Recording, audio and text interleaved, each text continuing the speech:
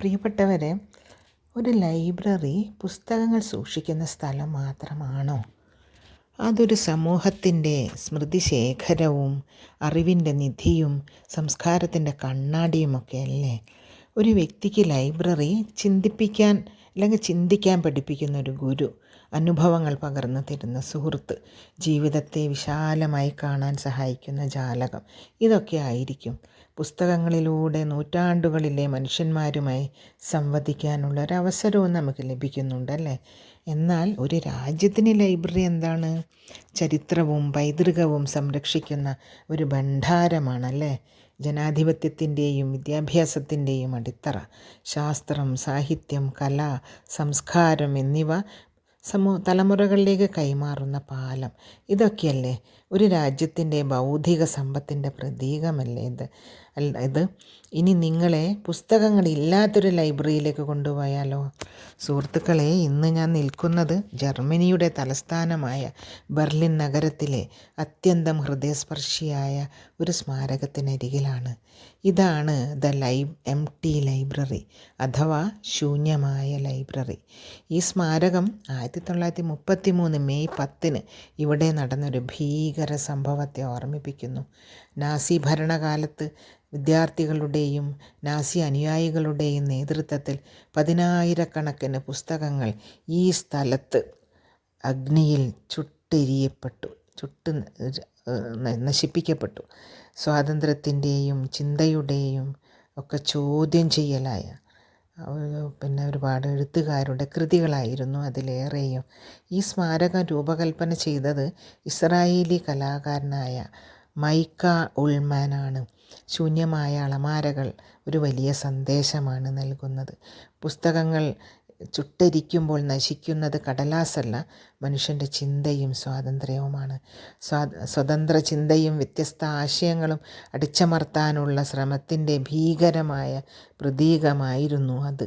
ഈ സംഭവത്തെ ഒരിക്കലും മറക്കാതിരിക്കാനാണ് ഭൂമിക്കടിയിൽ വെള്ള നിറത്തിലുള്ള പുസ്തകങ്ങളില്ലാത്ത അളമാരകളുള്ള ഒരു ലൈബ്രറി നിർമ്മിച്ചിരിക്കുന്നത്.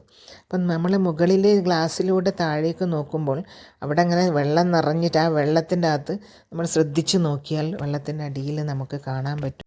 നമ്മൾ നോക്കുമ്പോൾ ഇത് ഒരു തറയോട് ചേർന്നിട്ടാണ് ശരിക്ക്.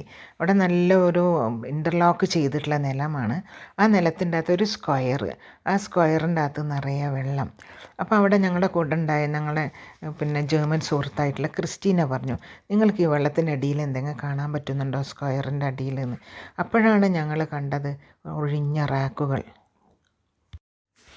ഒരു എഴുത്തുകാരി അല്ലെങ്കിൽ വായനക്കാരി എന്നുള്ള നിലയിൽ ഇത് വളരെയധികം വേദനിപ്പിക്കുന്ന ഒരു അനുഭവമായിട്ടാണ് എനിക്ക് തോന്നിയത്. പുസ്തകങ്ങളൊക്കെ ചുട്ടിരിക്കപ്പെട്ട് അതിനൊരു സ്മാരകം പണിയുക, അതും ഭൂഗർഭത്തിനടിയിൽ എന്നൊക്കെ പറയുന്നത് ഒരു വലിയ സംഭവം തന്നെയാണല്ലേ. ഈ പ്രപഞ്ചം അത്ഭുതങ്ങളുടെ ഒരു കലവറയാണെന്ന് പറയുന്നത് ശരിയല്ലേ. ഈ ജർമ്മനിയിൽ വന്നപ്പോൾ ഒരുപാട് കാഴ്ചകൾ ഞാൻ കണ്ടു, അവിസ്മരണീയങ്ങളായ കാഴ്ചകൾ. അത്തരം കാഴ്ചകളൊക്കെ നിങ്ങളിലേക്ക് പകരുക എന്നത് മാത്രമാണ് ഞാൻ ഈ സംരംഭം കൊണ്ട് ഉദ്ദേശിക്കുന്നത് കേട്ടോ. 10-11 മണിക്കൂർ ഇന്ത്യയിൽ നിന്ന് യാത്ര ചെയ്ത് ഇവിടെ എത്തിയ ഒരു യാത്രികയുടെ അനുഭവങ്ങൾ. ഇത് കാണാൻ വേണ്ടി ധാരാളം സഞ്ചാരികൾ വരുന്നുണ്ട് കേട്ടോ. സൈക്കിൾ റിക്ഷയിലൊക്കെ പ്രായമായ ആൾക്കാർക്ക് നടക്കാൻ പറ്റാത്തവർ പോലും ഇത് കാണാൻ വേണ്ടി സൈക്കിൾ റിക്ഷയിലൊക്കെ വന്ന് അതിൻ്റെ ചുറ്റും നിൽക്കുന്നത് ഞങ്ങൾ കണ്ടു. അവിടെ അതെന്താ കാണാമെന്നറിയോ? ഗ്ലാസ്സിലൂടെ നോക്കുമ്പോൾ പുസ്തകങ്ങൾ നിറഞ്ഞിരിക്കേണ്ട ഷെൽഫുകൾ ശ്രദ്ധിച്ച് നോക്കിയാൽ കാണും. പക്ഷെ അതിൽ പുസ്തകങ്ങളില്ലാത്ത ശൂന്യമായ അളമാരകൾ. ഇത് നമ്മെ വല്ലാതെ വേദനിപ്പിക്കും കേട്ടോ. പുസ്തകങ്ങളില്ലാത്തൊരു ലൈബ്രറി സ്വാതന്ത്ര്യമില്ലാത്തൊരു സമൂഹത്തിൻ്റെ പ്രതീകമാണ്. ഇവിടെ കൊത്തിവെച്ചിരിക്കുന്നൊരു പ്രസിദ്ധമായ വാക്യം ഇങ്ങനെ പറയുന്നു: പുസ്തകങ്ങൾ കത്തിക്കുന്നവർ ഒടുവിൽ മനുഷ്യരെയും കത്തിക്കും. ഈ മുന്നറിയിപ്പ് ഇന്നും ലോകത്തിന് പ്രസക്തമാണ്. ഒരു എഴുത്തുകാരിയായ എന്നെ സംബന്ധിച്ചിടത്തോളം ഈ സ്ഥലം ഒരു സ്മാരകം മാത്രമല്ല, അറിവിനെയും സ്വതന്ത്ര ചിന്തയെയും സംരക്ഷിക്കേണ്ട മനുഷ്യരാശിയുടെ ഉത്തരവാദിത്തത്തെ ഓർമ്മിപ്പിക്കുന്നൊരു തീർത്ഥാടന കേന്ദ്രമാണ്. നമ്മൾ പുസ്തകങ്ങളെ സംരക്ഷിക്കുമ്പോൾ യഥാർത്ഥത്തിൽ സംരക്ഷിക്കുന്നത് മനുഷ്യൻ്റെ സ്വാതന്ത്ര്യത്തെയും സംസ്കാരത്തെയും ഭാവിയെയുമാണ് അല്ലേ സുഹൃത്തുക്കളെ? ഇനിയും ഇത്തരം ചരിത്രപരമായ കാഴ്ചകളും യാത്രാവിശേഷങ്ങളും അറിയാൻ ഈ പേജ് ഫോളോ ചെയ്തോളൂ കേട്ടോ. ഇങ്ങോട്ടാണ് എൻ്റർ ആവുക.